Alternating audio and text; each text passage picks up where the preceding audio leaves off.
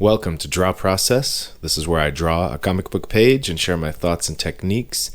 Today I'm drawing page 21 of episode 2 of my comic First Sun and Sword. Okay, here we go. I have not drawn much lately. I was sick. My back was out before that. It just made it uncomfortable to draw for that reason. I've been busy. I haven't done it much in the last couple weeks. It sucks, but I haven't completely lost track. It's given me some perspective. Sometimes time away gives me perspective, helps me kind of reassess and get some fresh perspective on what I'm doing and wind in my sails. This page was drawn a few weeks back before I ended up on more of a break. And then I have one other page I've drawn after this one. So sometimes I'm a few weeks behind from when I drew it to when I do the voiceover and release the page. I noticed something recently, and I thought it would be interesting to talk about in relation to different approaches to drawing pages. Capturing the environment and the people in the environment. I think that there's an influence from film and photography, I guess, too, but before that. Comics, going way back, have, especially like the 50s on, 70s on especially, when it was really easy to just have the VHS at home and go and kind of scroll through the movie, find the image that you're looking for. Film has been used for reference for a long time. And it's also gotten into the psyche of the artist. It's sort of how we see the world.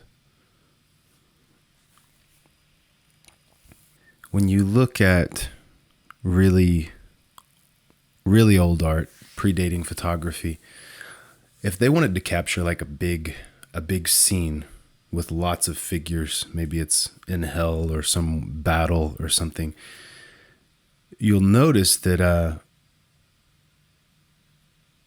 the camera's usually up kind of high, but it's not realistic at all in a way, because they've flattened it out so much that the figures in the foreground, figures in the background, they're almost the same size.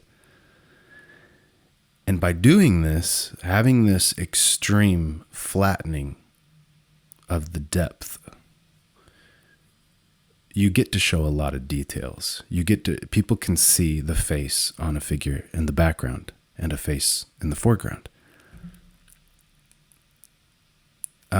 So there's a reason it was done, I would imagine. And the same for film. Film following after stage, I mean, there were limitations of the cameras, of the lighting, like reasons they needed to collect more light with the lens, and limitations of having to do particular outdoor or lighting or doing like an indoor studio, like, and it's usually a stage. A lot of times it's a stage. The camera's on one side, pointed at the stage, to help control lighting and things like that. But lots of reasons that a lot of early film did the same. They tended to flatten things out and try to show you a lot. And because they didn't do a lot of edits, you didn't get a close-up of one character's face, a close-up of another. They just left the camera sitting there in the room where you can see everything in the room, and you would see people walk around talking, and you could look at one person's face while one person's talking and vice versa. It's like you're a bystander watching, or like you're sitting in the audience of a stage production and you can see everything. So you want to flatten it out so you can see everyone's face as well. You don't want it to be too small on screen. So my point I'm making there is there were reasons for it. For it being done that way, but it has changed drastically in modern times. So when I see older comics, older styles of comic art, partly because of the references they used and then because of their influences, they tended to flatten the image out. And you could say that is like viewing things from at least a natural eye kind of amount of field of view or focal length, which is similar to, I think, like a 50 millimeter lens focal length. But either that or like telephoto, like the camera's far away and you're kind of zoomed in, flattening things out. You see it in comics where they would tend to position everyone facing the reader, facing the audience. Like everyone's kind of slightly tilted toward the camera. We don't want to see the back of people's heads. We want to see their faces, especially the superheroes. They're paying to see it, show them. So everyone's like, maybe on a kind of a pretty flat plane facing the camera. Even if they're supposed to be engaged with each other, they're kind of facing the camera, and like, it's just kind of weird if you think about it. It's not it's a real abstraction from actual physical space.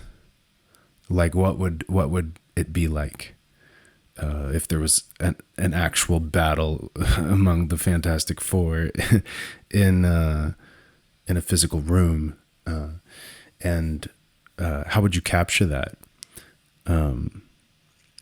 So we have a lot more liberty to, like, with our influences and with like reference we can find, and just the influence on our mind of how we might see things that we want to capture.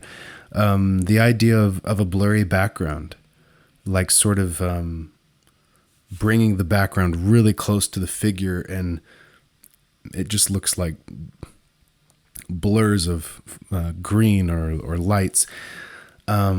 You could draw that same thing with a wide lens and get like really clear trees in the background, really very in focus. Yeah, this idea of focus, that some things might be blurry, that some things are going to be really crisp at a particular depth. This we do in our art, and it makes nice composition, but it is influenced by photography, by cameras. It's not how the eye actually sees these things. It's how cameras see things. And I love that. I love how it helps us see the world and capture it. So like here in this first panel, I've got a guy leaning against a wall, and the wall is very quickly going towards the vanishing point there. And he's very large in the panel. He's very close to this wall, this door. The focal point, the depth of field, the focus is very narrow. Right on him, his face, his hand on the door, and the texture on the door, right there. Everything behind him, in my mind, is blurry. It's blurry, not, because we aren't wearing our glasses, but it's blurry because of what the camera does. Now, for me, it actually is because I can't see. Like, even without film, growing up, I'm just used to slightly blurred vision or super blurry vision because I'm very nearsighted. And I'm sure that affects how I see the world. But I try to capture things in lines, in rigid, crisp lines. I'm trying to imply things being out of focus and other things being in focus. One way is obviously added texture or detail would indicate where something's in focus. But it's even if the lines get wobbly, if they're open, like unfinished, crosshatched, like scribbly,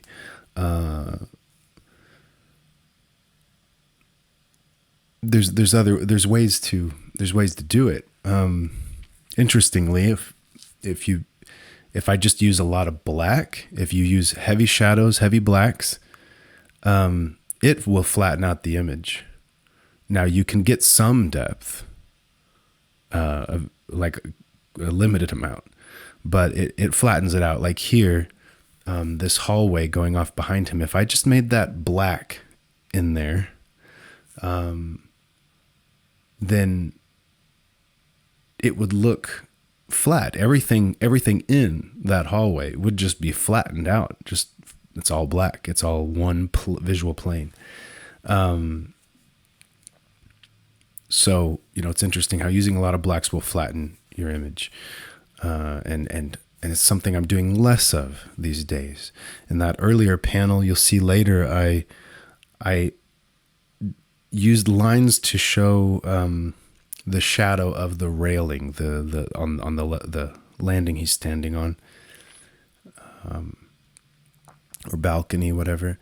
But the railing on it is casting a shadow on the ground, and I use lines to, I open, kind of loose, sketchy lines to show the shadow of it on the floor. Something I'm realizing is I like my establishing shots to be at a somewhat natural focal length, pretty much a natural focal length, and slightly high up so that you can see a lot of the ground.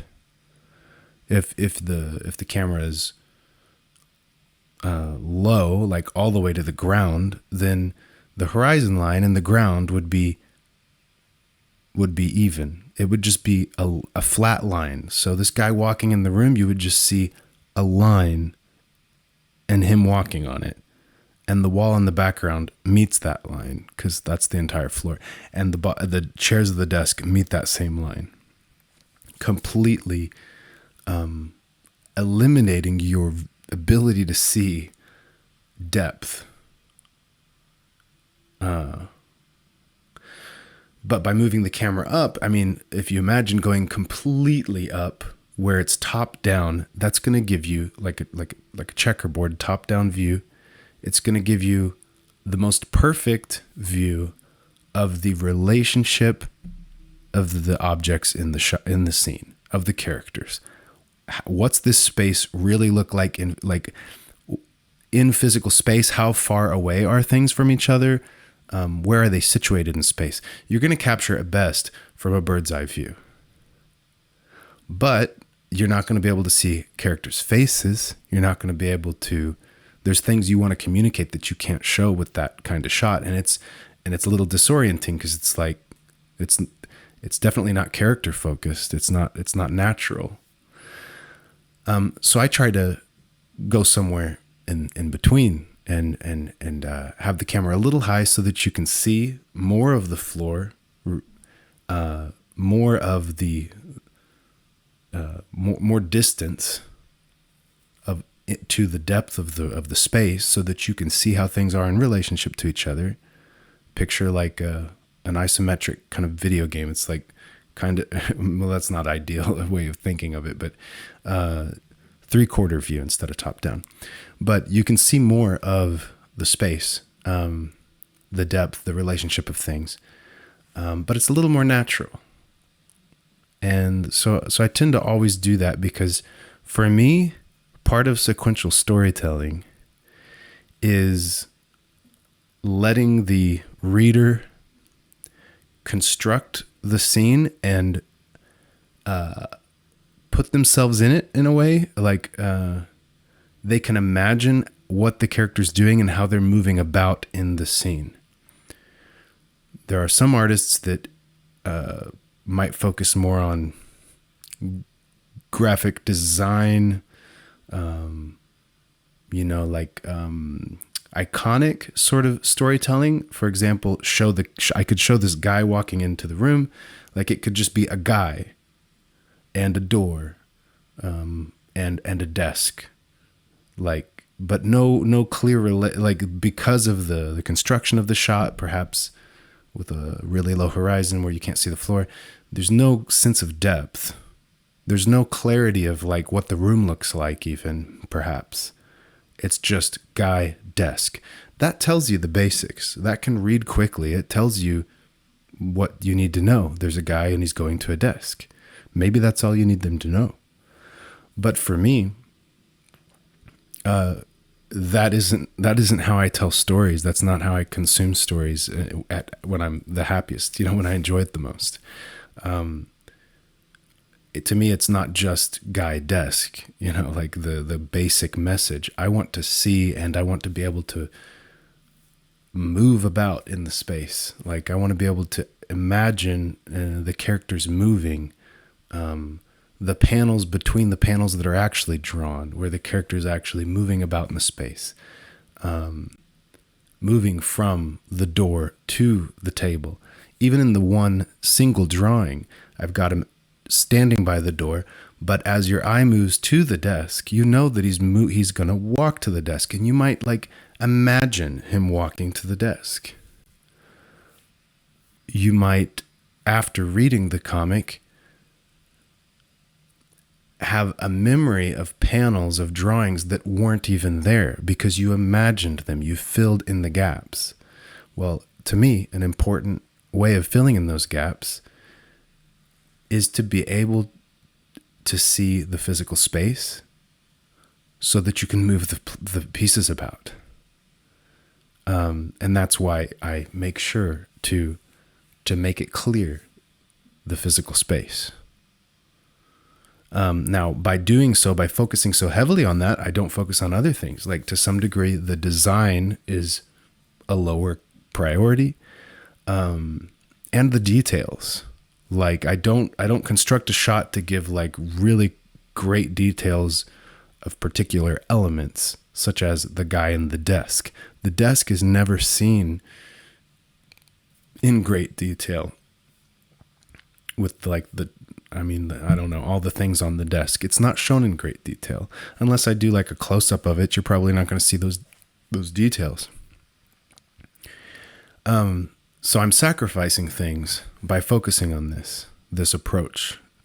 But again, this is how I like to read comics. This is where I get pleasure in reading a comic, like a very important part of it, of the reading experience to me.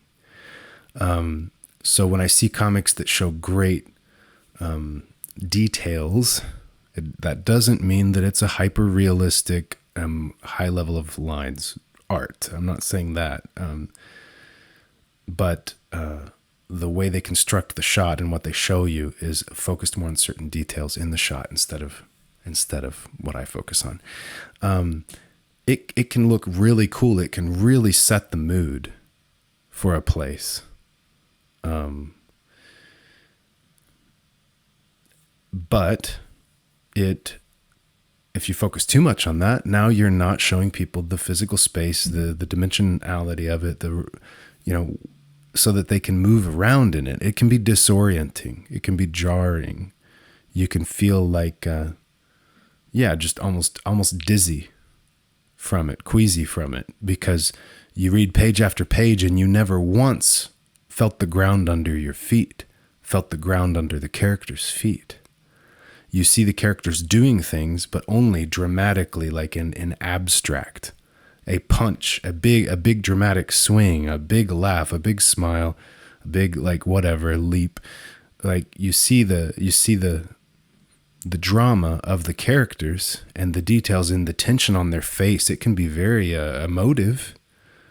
You can connect with that character on an empathetic or emotional level, but if I can't see the world they're in and how they relate to it, then I'm disoriented.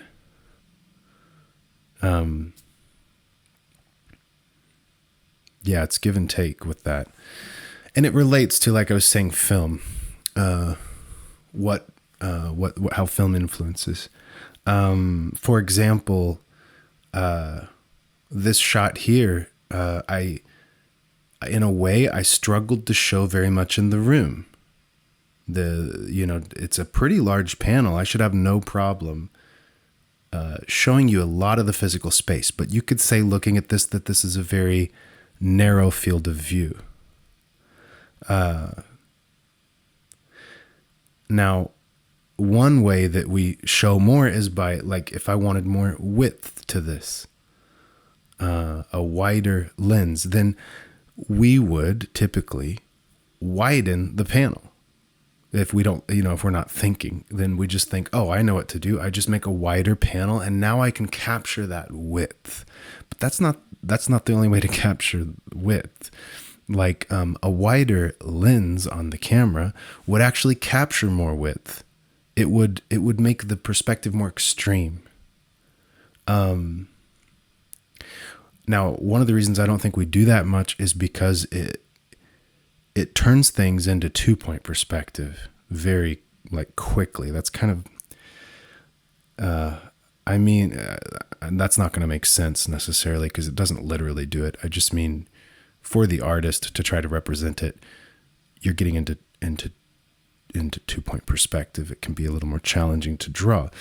The wider you go, the 2 points get closer and closer and closer together. You like when you a fisheye lens, like where you warped to the point that a cube of a building, a very square building, you can see down both sides. Let's say the camera's set up in front of a corner of the building. You can see down both sides, and the building does not seem square anymore. The walls are pinched towards each other as that part of the building stretched out towards the camera. If that makes sense, those 2 points, the 2 vanishing points that cube vanishes to, get pulled closer and closer together the wider lens you use. Or you could say the closer the closer you get to the scene, while opening your eyes wide, while looking as far in each direction as you can, but standing really close. That's how you get this warped, thing, because the bricks right there in that corner, they're right in your face. If you tried to think of it without using any cameras for reference, just with our eyes. So you could see down 2 streets. You could be looking at the corner of a building, the street in front of it, and you could look down both sides of the street and they wouldn't be so far off.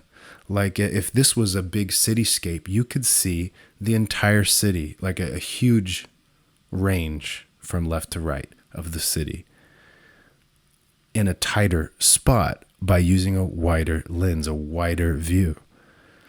Whereas if you imagined being like on a rooftop, like zooming in really close and then taking the shot, a really narrow lens, really zooming in and then taking a shot of, you would only get one little piece of the city and you would just see like a few buildings.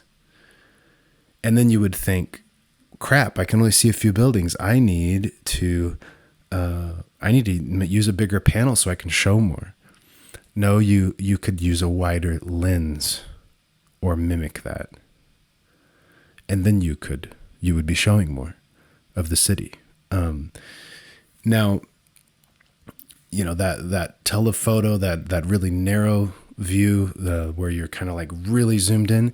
One of the things it does is it flattens things out. So flattens things out. So those vanishing points that get closer and closer together in the wide view, as you go more narrow, they get or you could say further away, zoomed in. Those points get further and further out until they are completely flat. And when they get completely flat, you basically can draw 1-point perspective. Because the front of everything would be flat. And in a way, it makes it easier to draw. It makes everything easier to draw if you are really far away, telephoto lens, really narrow view, whatever analogy you want to use, zoomed in on it. It makes it easier to draw everything because everything's flat. You don't have to do such extreme perspective, even on your figures. If you have a figure, a medium shot of a figure, especially a close-up, but even a medium shot, even a full shot where the full figure's there, if the wider your angle, you could have a lot of perspective on your figure, a lot of foreshortening is another way of putting it. If any part of their body's coming towards the camera, like their arm is up, it's going to be warped. Their feet on the ground, one might look half the size or a quarter of the size, if you want to get crazy, to the leg in the front that's coming towards the camera. So you get a lot of perspective even on that figure. It's not flattened out. It's made more extreme, which can be very dynamic, which can look really cool. It's good to play with that in your comics because we can't make them move. We only have drawings to make dynamic. So that really dramatic stretching and foreshortening can make things look very energetic.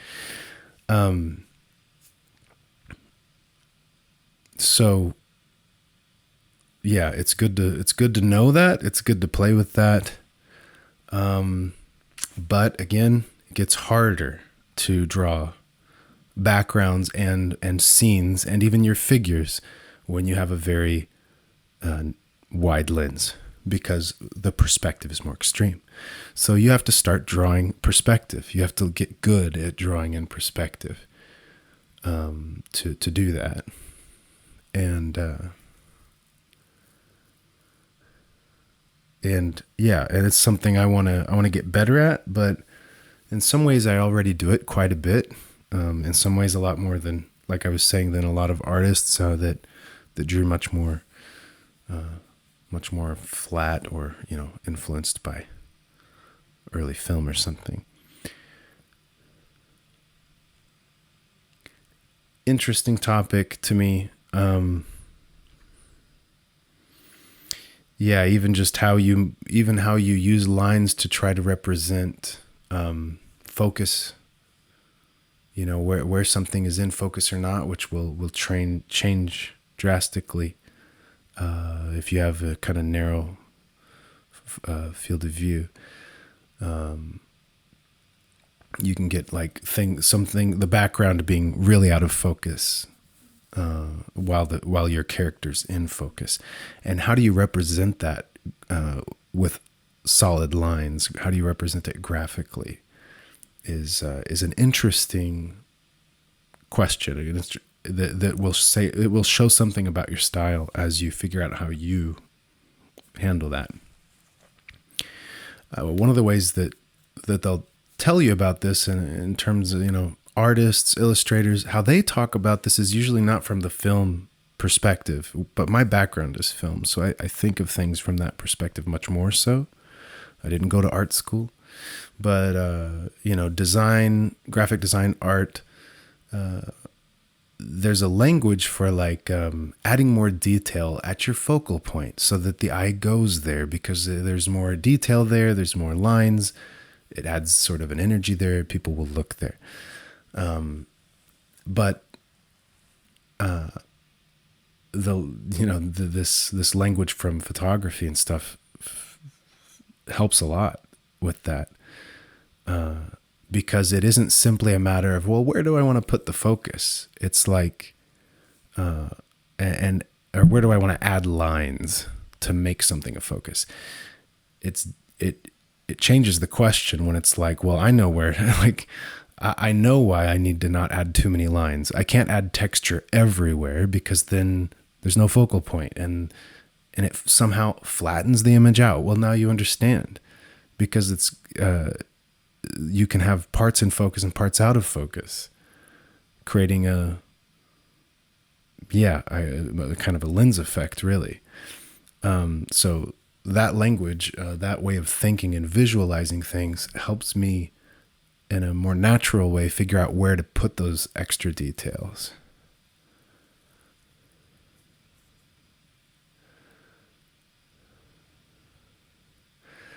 Same thing with like brick patterns. They say From a more art or design perspective, they will say, don't just cover the entire wall in bricks. It looks too busy. It irritates the eye. It flattens it out. Just choose certain spots to put the bricks. But for me, I place the bricks, the lines to represent bricks. Where I place them is influenced. It's like informed by the depth of field and like the focus. Where there's focus, there's going to be bricks. Also lighting, of course. Where there's an angle at which there's more shadow or something, there's going to be more. You're going to see more bricks. So, yeah, this way of thinking, this knowledge seems to help answer all those questions about, what do I do? Where do I put my lines? And here's the finished page. I hope you enjoyed this kind of rant as I kind of fumble my way through this topic without visuals. I'm talking about things that are visual without, having visuals to show exactly. But that's what I'm capable of doing. Yes, to make a video where I showed the examples would just take like way too much time that I don't have. But I do have this time with you each week on Sundays. So I'll do my best to keep practicing my art. Hope you do the same. I'll see you next week.